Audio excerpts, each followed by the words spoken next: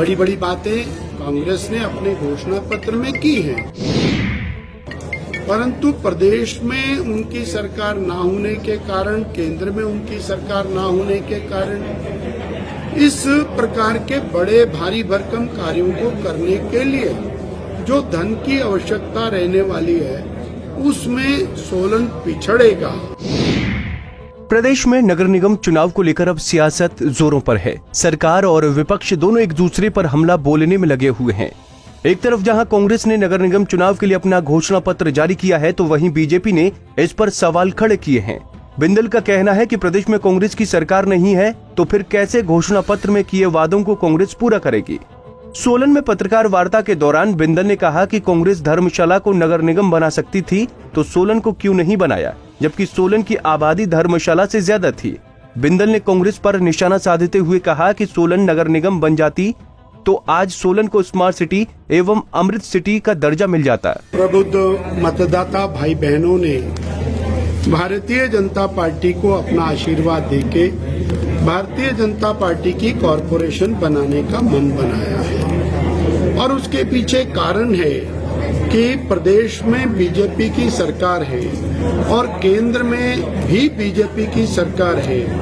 इन दोनों के सहयोग के साथ जो हमने संकल्प पत्र जारी किया है उसको पूरा करने की दिशा में हम आगे बढ़ सकते हैं। और सोलन के साथ जो पहले पिछली सरकार ने, कांग्रेस ने जो उपेक्षा की है, वो एक कार्य पत्र के रूप में आगे बढ़ सकती है, ये सोलन की जनता मानती है। बड़ी बड़ी बातें कांग्रेस ने अपने घोषणा पत्र में की हैं, परंतु प्रदेश में उनकी सरकार ना होने के कारण, केंद्र में उनकी सरकार ना होने के कारण इस प्रकार के बड़े भारी भरकम कार्यों को करने के लिए जो धन की आवश्यकता रहने वाली है उसमें सोलन पिछड़ेगा, ऐसा भी सोलन की जनता समझ रही है।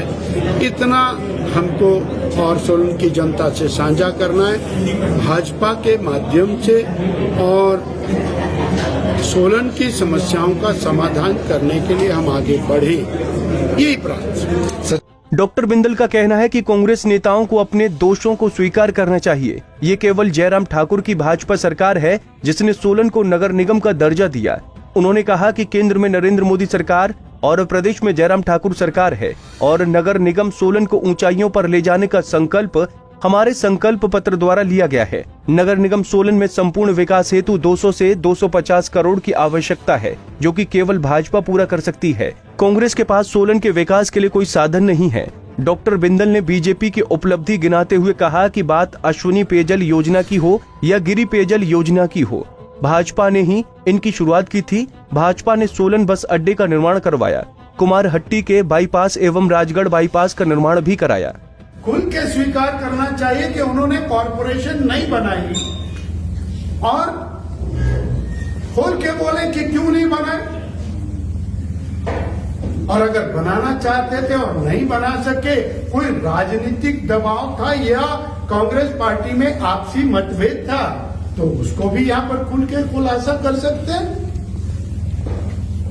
पर चलिए, अब श्री जयराम ठाकुर जी ने, भाजपा की सरकार ने कॉरपोरेशन दे दी।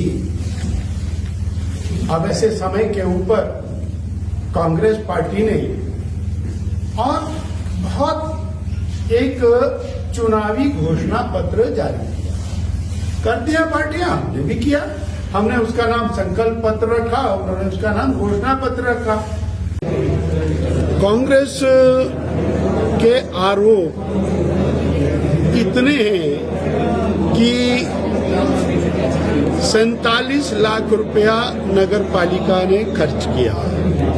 अभी डॉक्टर राजेश कश्यप जी ने और आपके सामने एक प्रोफाइल रखी है जिसमें लगभग 33 करोड़ से अधिक व्यय हुआ, तो वो कुछ भी कह सकते हैं, उनके बारे में तो कुछ कहने की आवश्यकता नहीं। ठीक है सर। डॉक्टर बिंदल का आरोप है कि कांग्रेस बेबुनियाद बयानबाजी कर जनता को गुमराह करने की कोशिश कर रही है। पिछले 5 वर्षों में सोलन नगर परिषद द्वारा लगभग 33.75 करोड़ के विकास कार्य कराए गए। जिसमें अधिकतम वार्डों में 2 करोड़ से अधिक के कार्य कराए गए थे। पंजाब केसरी टीवी के लिए सोलन से नरेश पाल की रिपोर्ट।